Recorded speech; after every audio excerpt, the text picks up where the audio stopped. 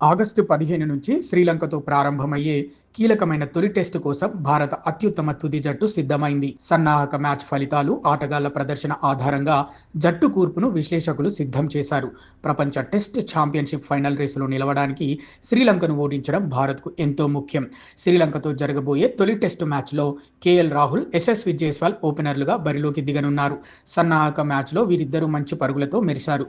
యశస్వి జైస్వాల్ దూకుడుగా ఆడటానికి ఇష్టపడితే రాహుల్ లంక బౌలర్ల ధాటిని తట్టుకొని సుదీర్ఘ సమయం క్రీజులో నిలబడగలడు. సాయి సుదర్శన్ గాయం కారణంగా సిరీస్ నుంచి తప్పుకోవడంతో మూడో స్థానంలో దేవ్దత్ పడిక్కల్ అవకాశం దక్కించుకున్నాడు. సన్నాహక మ్యాచ్ మొదటి ఇన్నింగ్స్లో పడిక్కల్ సూపర్ సెంచరీతో మెరిసి తన స్థానాన్ని ఖాయం చేసుకున్నాడు. చిన్నపాటి గాయం నుంచి కోలుకున్న భారత టెస్ట్ కెప్టెన్ శుభ్మన్ గిల్ రెండో ఇన్నింగ్స్లో బ్యాటింగ్కు వచ్చి మంచి ప్రదర్శన కనబరిచాడు.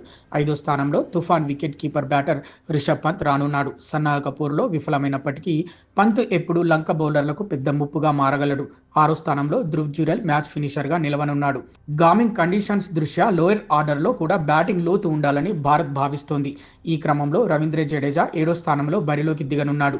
గడిచిన కాలంలో జడేజా బ్యాటింగ్లో స్థిరమైన ప్రదర్శన ఇస్తూ జట్టుకు వెన్నెముకగా మారాడు. ఎనిమిదో స్థానంలో ఆల్రౌండర్గా మానవ్ సుతార్ ఎంపికయ్యే అవకాశం ఉంది.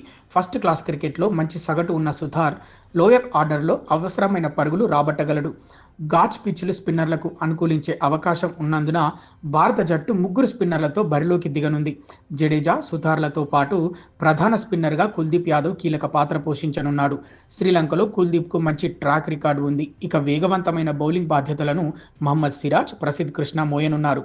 సన్నాహక మ్యాచ్లో వీరిద్దరూ సత్తా చాటి జట్టులో స్థానాలు ఖాయం చేసుకున్నారు.